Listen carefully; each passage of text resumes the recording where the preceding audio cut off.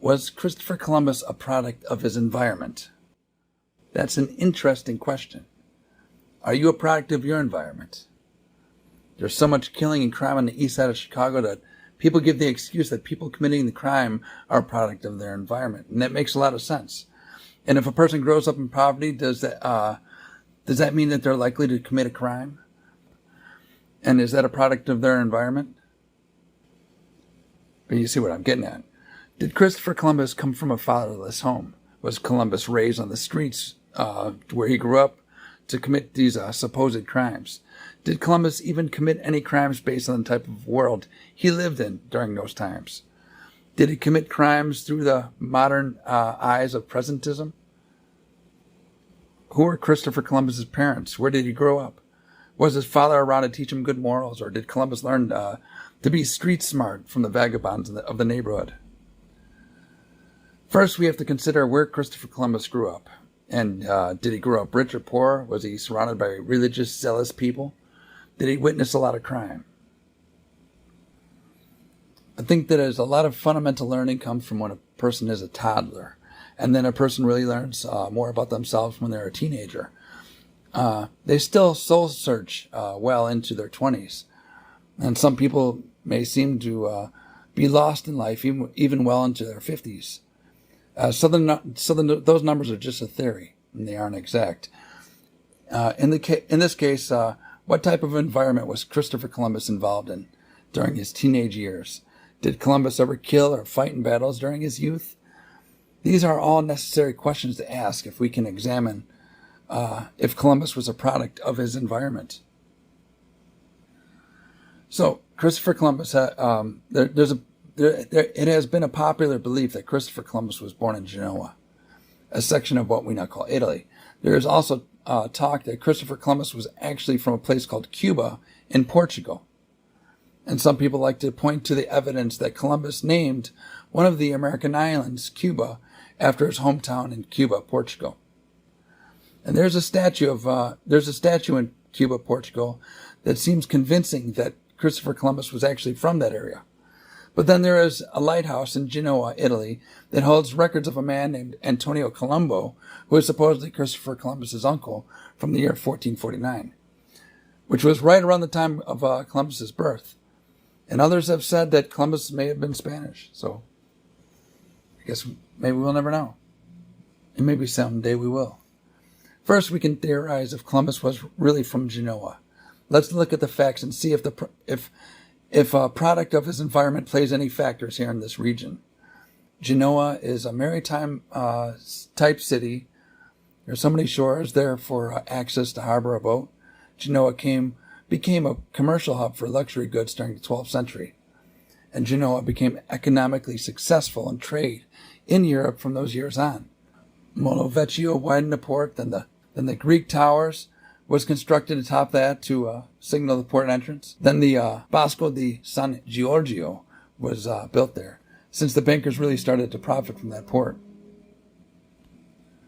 A lot of sources say that the lighthouse was built in the 14th century, but there are records of this Genoese consuls that had ships while standing guard at the lighthouse in the year 1128.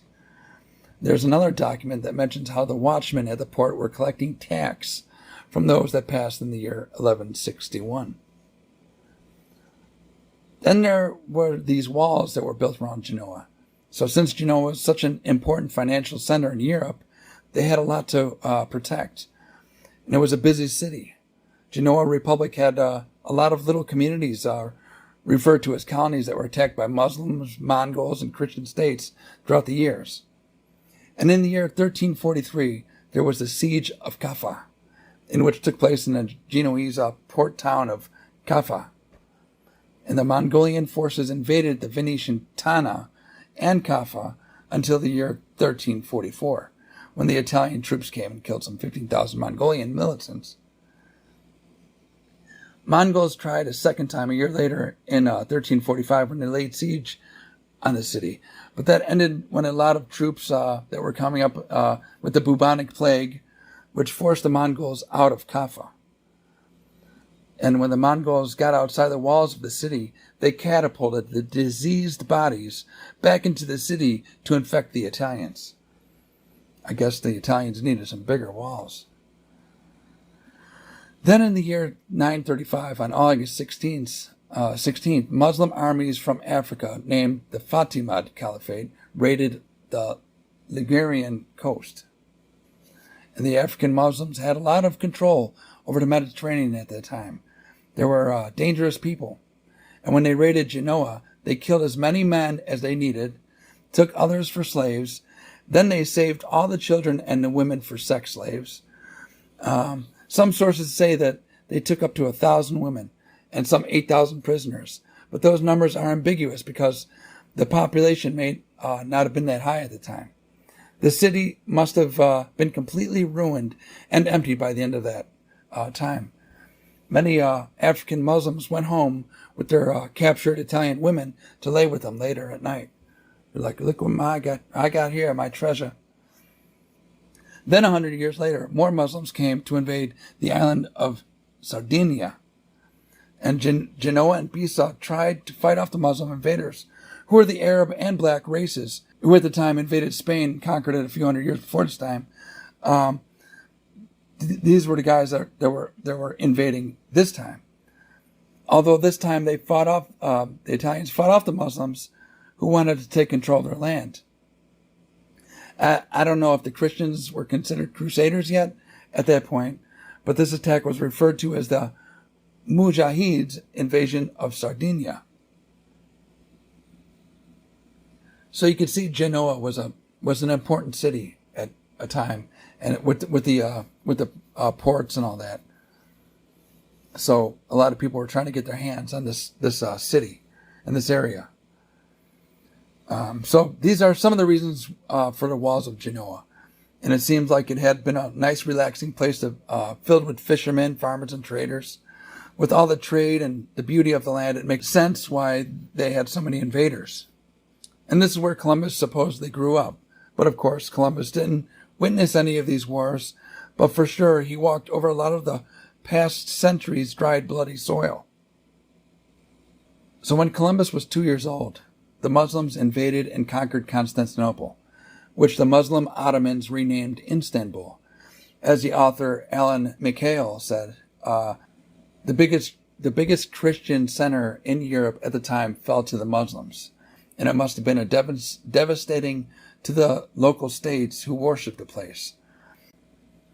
It would be odd if ISIS conquered the Oval Office in America and then took a bunch of local women and stuck them in a room for sex with sheets on their head. It would be insane to think about that in modern times, if that would happen today. But Columbus may have been too young to understand that at the time with Constantinople. But as he grew up, he surely heard about it. Genoa was a place visited often by crusaders at the time. There was the Knights of Hospitaller of St. John that gave crusaders free housing and medical care in the area. Surely, young Christopher Columbus spoke with a lot of these people and heard their stories. Columbus was most likely communicating with a lot of fishermen and traders of the area as well. So Columbus must have learned how to be a zealous Christian after hearing stories from the hero crusaders that survived whatever battle with the invading Muslims had been at the time. And you see, at this point in time in Europe, Islam was becoming a superpower to where many of the sultans wanted to control the whole world. Sultan Suleiman and Mehmed may have said those exact words. They were greedy people. Christian states wanted a peace too. Everyone wanted to do good for their people and their culture and have it all, just as long as they had all the control and power. Columbus eventually started going on expeditions with sailors. Columbus would fight Muslims and then trade with others. Well, the whole time Columbus was learning to be a sailor and a crusader as he watched and heard about Muslim Ottomans invading Christian lands. Jerusalem was also invaded and conquered by Muslims, and Christopher Columbus had the idea to recruit the Mongolians to fight and win back the Holy Land. Yeah, that's right. Christopher Columbus read a book about Marco Polo, which gave him the idea to travel east to recruit the Great Khan. So Columbus had that plan. Columbus was a well-liked dude. He gained support from a lot of different people that I'll mention here in a second, but I want to give the whole story, not just say some names. All right, let me take a second here and introduce myself. Hello, everyone. Welcome to my channel. My name is Obman, hence my channel name, Obman's History Project. This channel focuses on the research I do of history. I'd read memoirs and history books and then take notes and translate them onto video for all you to hear.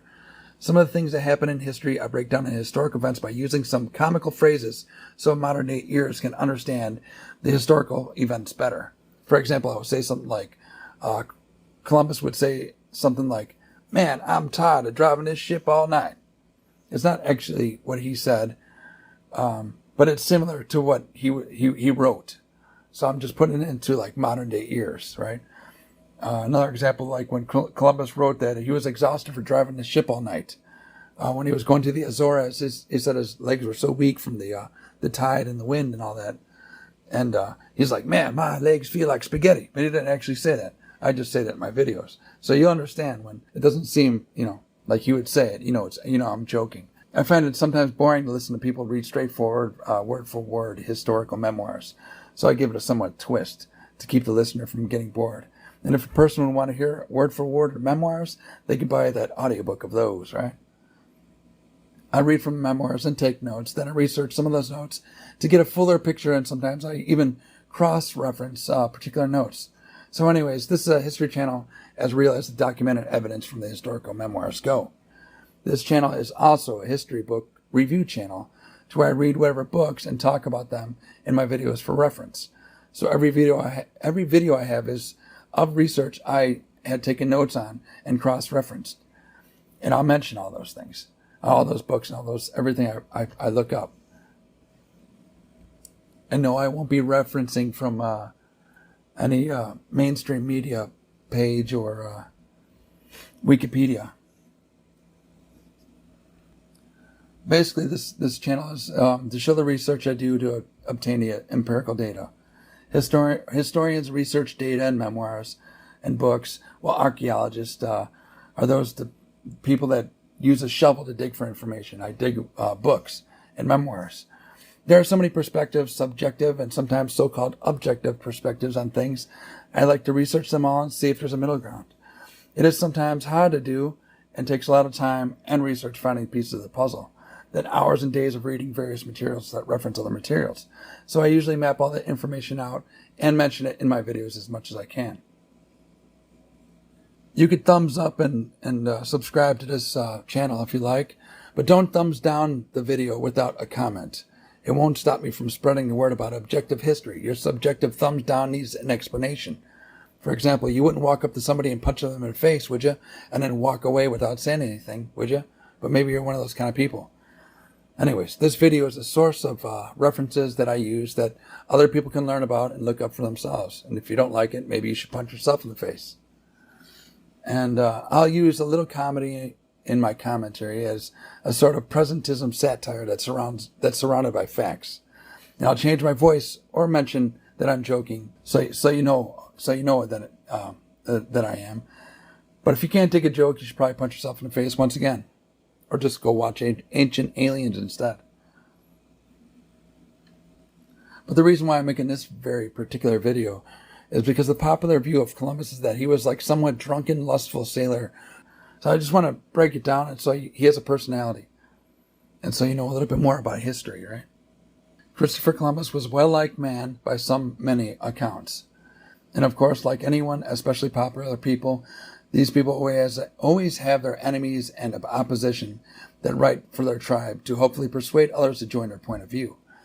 It has been documented by many sources about how Christopher Columbus was well received by many, noting also the difference objectively.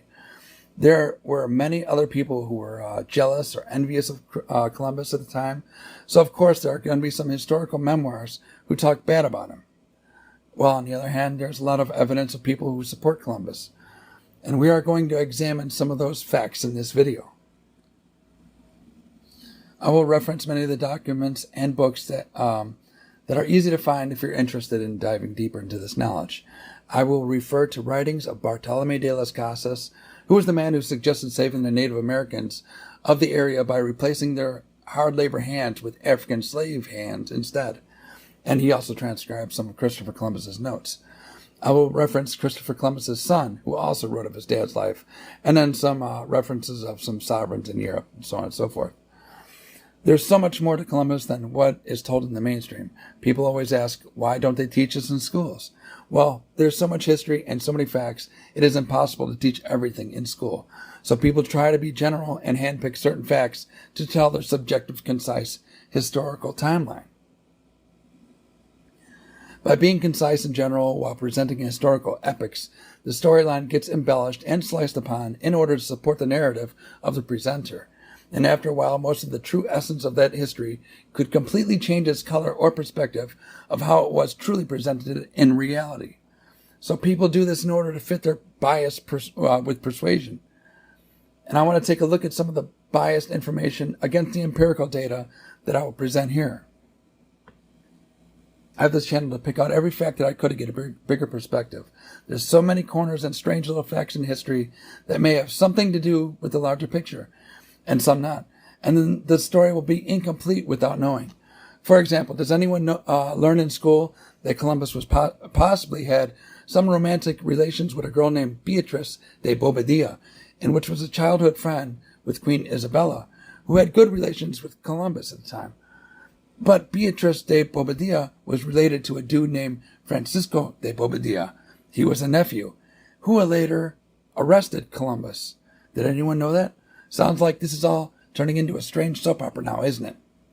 I bet a lot of you unlearned people thought that Columbus was just some drunk dude that got on a boat one day and drove to America and started killing people. The end. Not more to say to the story. Because whatever is relevant to you to understand and research is, I guess, all that really matters, isn't it? But there's a book I have called Isabella of Spain that was written by William Thomas Walsh. I got this book back when I was researching and learning about 15th century Spain. In chapter 21, the book dives into a relationship between Isabella and Columbus. The chapter also gets into how Columbus made his way to the sovereigns. It was quite interesting how detailed the descriptions were on the life of Columbus at the time and his relations he had while receiving that he had received at the time. So, of course, I had to do a lot of cross-referencing to see how legit these writings were and see if they were not just a source of preference or confirmation bias. In the year 1486, Columbus made his way through the western gate of Cordoba on a warm January day. The book goes into a great deal of landscape and the society that Columbus made his way through on that day. But you need to get the book if you're interested in that. I'm not going to mention all that kind of stuff. At the entrance, Columbus presented a letter, Duke of Medina Celi, to the people at the entrance, in which I'll explain more about that later. But he gave that letter to the people that greeted Columbus. And the letter was addressed to the King and Queen of Castile. The men were reluctant to address Columbus until they saw that letter and that they seen it was made by the Duke of Medina Celi.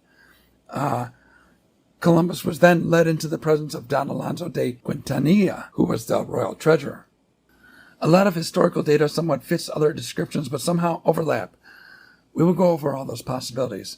So here, Columbus told Don Alonso that he would not speak with anybody but the king and queen at this point. Don Alonso was persuaded by the letter, but the king and queen were not to be returned for a long time.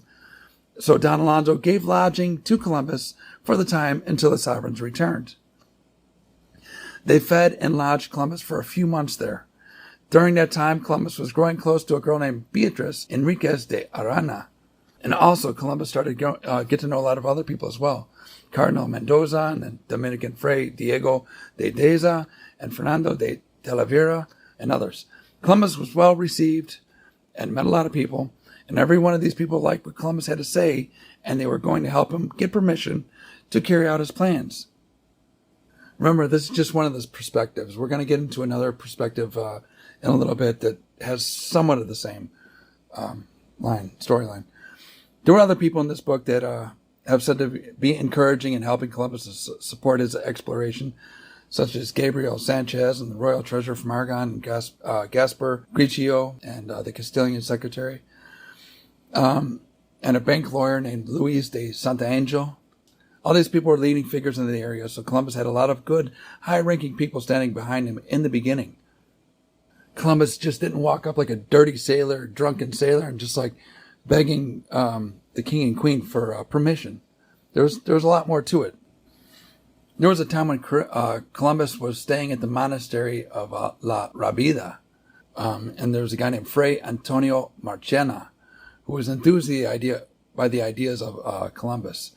And a few friars told Columbus to go to Spain for assistance in the discoveries rather than going to France to be helped, because they believed that Spain instead deserved the reward. So they said, hey, go to Spain, skip France. When the king and queen returned to Cordoba, they heard only good things about Columbus. And a few years later, Father Bernaldez described Columbus as a man of very high talent, but without much learning. We will get into that in a little bit. He explains how much Columbus must have studied Ptolemy, but he didn't know a lot of other things, I guess. Columbus knew the earth was round, and after he studied other people's writings, and so he knew some stuff, but not too much, I guess. But he knew enough to persuade people. But since King Ferdinand and Isabella had just been through a bunch of wars from culturally opposing people, they were in need of gold and replenishment of goods. Spain was going through economic hard times at the time because of all the wars. So when Columbus mentioned the possibility of obtaining more riches to pull them out of their financial hole, the king and queen were interested in it. And they were interested in gaining new land and fighting the Muslims off and converting people of the Indies so they could recruit them into the crusade against Islam. Isabella, Luis de Santa Angel, and Cardinal Mendoza, they didn't need to be convinced that the earth was round since they were all educated already. They just wanted the money. They were more interested in the Indies, crusade, fighting Islam, and the wealth. Ferdinand wanted to fight the Moors as well. And I talked about that, about the relation of the Moors and Islam in my African videos if you want some more reference on that subject. These descriptions sound nothing like what the mainstream media made Columbus out to sound like, or to be. All these crazy videos trying to paint Columbus as like some drunken doofus that nobody wanted to talk to. There's a bigger picture. And we're about to get into all that. Now there's another book, I got some deeper insight into this epic, a book called The Makers of America, Christopher Columbus' Life and Work by Charles Kendall Adams, written in 1892. The research of Adams isn't brought up in modern day narratives of any perspective. If so, it's hard to find, to which it's not the popular supporting thesis of the subject. But he's really a skeptical dude, and so that's why it's an interesting book, because he was a skeptic like over 100 years ago. So Charles Adams writes about how skeptical he is on a lot of the early dates and moments of the life of Christopher Columbus. 100 years later, it's easy to find people who support claims that bypass Adams' initial arguments and claims. There's a somewhat popular time in the life of Columbus before he traveled to America, and it has been generally accepted to the belief that Columbus was part of a shipwreck at the Battle of Cape St. Vincent. And according to Adams, Christopher Columbus was part of this fleet that had this that the people shared the same name. And there was this guy named Columbus Sr., and then his son, Columbus the Younger. Although at the time they might have called themselves Cologne. But you know what I'm getting at here. And the elder was referred to as the pirate Columbus. And Christopher Columbus had been said to have been part of this battle that they were on, to which the ship sank, which forced Columbus to quickly swim ashore to where he found a new home in Portugal. So this battle of Cape St. Vincent is where the ship, I've seen a lot of people write about this in different perspectives. And basically Christopher Columbus's ship got caught on fire and was sinking, and so Columbus swam the shore, and that's where he found his new home. And even Christopher Columbus's son Fernando wrote about the incident. With the skepticism of Adams, he says that the battle took place in the year 1485, and which was the year after Columbus left Portugal for Spain. And Columbus moved to Lisbon in the year 1473, so it wasn't possible for Columbus to be part of that fleet and then find his new home after the ship sank. That's what Adams says, at least. Although there is evidence that Columbus was part of that fleet at some point, because records of Venice show that a decree was passed against the elder pirate Columbus in the year 1469, then against the younger on the 17th of March in 1470. So this somehow showed the school of Columbus, where he was learning a lot of things from these guys. And you could go to Venice to look up these records of the people that share that same surname as Christopher Columbus, as in Columbus the pirate. But then there was other references that say that Columbus had sailed many years with a French privateer named Colon, with the battle in which forced Columbus to swim ashore. In 1476, Portugal was at war with Spain and Queen Isabella. And in March of 76, Portugal lost the Battle to Castile and a Battle of Toro. And the Portuguese runs for a second time to France for more support. Then an Andalusian army that were sided by the Moors of Morocco attacked the Portuguese Ceuta territory in North Africa. France then sent support to the Portuguese, led by Colon Senior and Colon the Younger, and after a 10-hour battle, 7 ships had been sunken, while others caught fire, and Christopher Columbus participated in this battle, and was amongst one of the ships that caught fire, and then he swam to land. And Columbus on land then finds a wife to marry in the year 1479, and then the birth of his son named Diego. I will dive more into that in those specifics in other videos. I just wanted to point out how Columbus regularly referred to himself as Colon, as did the privateers from France, and some of the life of Christopher Columbus prior to him sailing west to discover the new lands. But let's move on. There was another expedition where Columbus accompanied John of Anjou against the Naples in the year 1459. And Adam says that Fernando may have later wrote about some of these things and forgotten the dates or times, to which some of the timelines don't make a lot of sense. This was serious work that Columbus was part of, but it was also part of the schooling expedition. It had been said that Columbus was even part of the Portuguese fleet that made several trips to Africa for slaves and battles. And in 1495, Columbus wrote a letter to King René, a Spanish monarch. He wrote about some of the happenings on the voyage to Africa. And this letter showed that the school had given Columbus a demeanor of skilled competence, and he spoke well of what he did and saw on the trip. So Columbus was already well learned at this point. He learned geography and cartography from his father prior to when Columbus was possibly, before he went to university. Possibly went to university. The author Adam said that Columbus couldn't have attended the university much later than the age 14, because then he was on the ships traveling on the sea. So some of the timelines may be smudged together. We can get into that in separate videos. The son, Fernando, also says that Christopher Columbus came up upon the idea to travel west while he was in Iceland in the year 1477, about 5 years after he was in Lisbon and about 7 years before he went to Spain. The Icelanders had been explorers of the north who knew their way around, and at that point Columbus already received the famous letter of Tuscanelli, in which the probability of reaching Asia by sailing west was set forth. A man named Fernão Martins delivered the letter to King Afonso of Portugal, but the letter was eventually lost. And we know about this letter because Tuscanelli later wrote it again, along with a map, and had it sent to Columbus, to where Christopher Columbus brought this letter and map with him on his first trip to the New World. That's how he knew to go straight west. So it wasn't solely the imagination of Christopher Columbus that thought about reaching Asia by traveling west. Yeah, this Tuscanelli wrote letters to the King of Portugal in the year 1474, telling him that they can reach Japan and China if they traveled straight west. America didn't exist on his map, I guess. This map and idea that Tuscanelli had given the sovereigns had mostly influenced Columbus to travel west and believe that America was in fact the eastern part of Asia at the time, because Tuscanelli said so. Well, I had it written down, right? And allegedly, Columbus studied this belief and kept it in his mind until the day he died. He believed that he was in part of Asia. He's like, the map says we're here, and not part of the American islands. I guess he didn't have GPS. We will go over more of that letter and the map and Tuscanelli and Columbus in separate videos. I just wanted to reference it here. But can we blame Tuscanelli for persuading Columbus to think that America was Asia? I mean, Columbus was no idiot. He was a map maker. He knew his way around, but, his area. Bartolome de las Casas and Lopez de Gomera both wrote on how skilled of a map maker that Columbus was.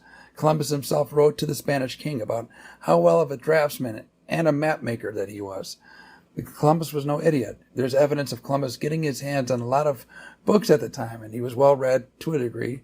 While there had been other accounts of Columbus having a good head on his shoulders, but it wasn't very knowledgeable on other things, like I mentioned earlier. Columbus definitely wasn't illiterate, but he spoke a few languages, and it has been said that he had spoken He had not spoken any language as well as his own native language, but he spoke enough of what he knew with broken accents. So let's look into more of what this Adams, the author Adams, claims about the story of Columbus being denied support from Genoa to explore the Western Sea as being apocryphal. And Ramusio in Genoa stated that Peter the Martyr told him about Columbus being denied, but there is no evidence of such, and there is no evidence in writings of Peter the Martyr that said anything about this, so it must be a false claim that Columbus was denied in Genoa to travel west. At least there is no empirical data. Some people don't even believe that Columbus was even from Genoa, and if he was, there's no data that says that he was denied. Then there was a Venetian historian named Carlo Antonio Marin, who said that Francisco Pesaro said that in his research in the House of Ten, that he had seen or read a letter of Columbus, who wrote a letter to the Venetian government for assistance. But no such letter has been found, although the document may have been destroyed when a mob invaded the House of Ten in the year 1797. But until someone can find that letter, we can assume that it doesn't exist either. Then, there are letters referring to Columbus making application to Portugal, England, and France. And although those letters can seem ambiguous in certain lighting, Columbus wrote once, quote, "For 27 years I had been trying to get recognition, but at the end of that period all my projects were turned to ridicule. I pressed on with zeal and responded to France, Portugal, and England that I reserved for the King and Queen those countries and those domains, in order to serve your Highness, and listen to neither Portugal or England or France. Your Highness can see in the hands of Dr. Villalono." Unquote. So this letter is basically saying that Columbus didn't accept any of those people and he went straight to Spain. So did Columbus get denied or deny them in preference of Spain? Well, here's a possible explanation. On March 9, 1493, the Duke of Medina Celi wrote to the Cardinal de Mendoza, asking him to send vessels every year to trade with America, and urging as a reason for this special favor the fact that the Duke had prevented Columbus from going to service of France and instead of getting service from Spain. So here's the evidence of how the Duke persuaded that Columbus skipped France in asking for assistance from Spain in exploring the West. So it's all because of this Duke that Columbus gave up on France. So there is evidence that through Portugal did turn down Columbus on his journey. A historian, King John II, named Vasconcelos, wrote a detailed account of what happened with Columbus not being subsidized support by Portugal. So basically, Columbus went to the sovereigns of Portugal, and he told them that, hey, I want to go west, and he wanted the support. And they asked him for all of his charts and plans and all that kind of stuff, and they gave it to him. And then Columbus left. And then in the meantime, the sovereigns got everybody together and says, hey guys, let's test out Columbus's maps here and let's see if it really works out. And they sent out some dude that was half-hearted into the idea and didn't really believe in Columbus. So he went out for like several days, maybe weeks, I think it was several days, and encountered like some bad storms and weather. And then the seamen returned back to the port, and they ridiculed the project, in which in turn made Columbus lose his credibility and not get the support from Portugal. So they didn't outright believe him. They were like on the fence, right? So they were about to do it, and they just wanted to test it out, and they failed. And so since they failed, they gave up on Columbus. But sometime later in the year 1484 or so, Columbus had learned about the secret scheme that the Portuguese had ventured behind his back to test out his maps. And Columbus then gave up on Lisbon and made his way back for Spain instead. He's like, screw you guys. You don't believe me? I'm going to Spain. And the reasoning isn't well known, but Columbus left Portugal for Spain in secrecy. Something of this, of course, to where Columbus was then charged and then was to be arrested if he had returned to Portugal. And after some time, King John invited Columbus back to Portugal, and in a letter, King John promised Columbus that he would not be arrested or charged if he made his way back to Portugal. And obviously Columbus made his way to Spain instead. But we don't hear about this fiasco between Columbus and Portugal until after the first trip when Columbus stopped at the Azores. I did a video on it. And this confrontation is an earlier video of mine. If you'd like to hear more in depth of it, you could check it out. Columbus was a pirate, I think I called it. So now we have a better perspective of Columbus getting support from these places. It wasn't until Medina Celi had said that he let Columbus stay with him for a couple of years to when Columbus made his way for the king and queen of Spain. And then Columbus had the support of Medina Celi. The sovereigns then called upon a man named Talavera to gather information from the scientists on the legitimacy of Columbus' idea, in which the answer was that Columbus's journey would be in vain and impossible. But Diego de Deza had an influence on this persuasion. But the Catholic sovereigns didn't want to fund Columbus at the time because they were putting all their effort and finances toward fighting the Muslims. And not until after they successfully rid the Muslims of the immediate territory, they would consider Columbus's proposition. And after 6 years of Columbus's lack of ambition toward the help from Spain, he then once again considered France. And on his journey is when he was stopped at Palos. He was making his way to the convent of Santa Maria de la Rabida, to where he communicated with Juan Perez de Marchena, who was the confessor of Isabella at the time. And Juan Perez de Marchena was really interested in what Columbus was proposing.